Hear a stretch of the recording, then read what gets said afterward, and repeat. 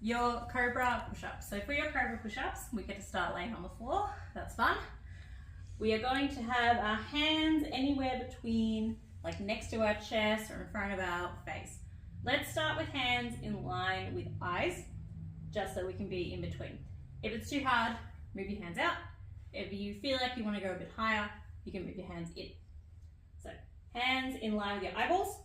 Before I even go up, I'm going to think about lifting my belly button away from the floor, and that's just going to give my lower back a little bit more support. So my lower back is something to bend against, okay? Some core support.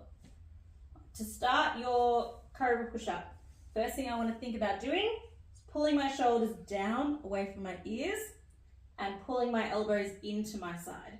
So as I'm coming up, I want to start by using back muscles. I'm not even pressing through my hands yet, and I'm only going to bring the hands into it as I need to get up a little higher. So from here, we're going to roll it down, same way, elbows stay tucked, shoulders down, and I'm still lifting up through my belly button the whole time. If that was too hard, I can do one out a little further. So shoulders down, elbows in, squeezing up through the back, and you just won't go up as high.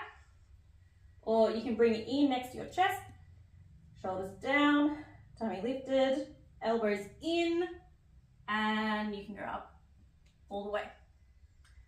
And that is your Cobra push-up.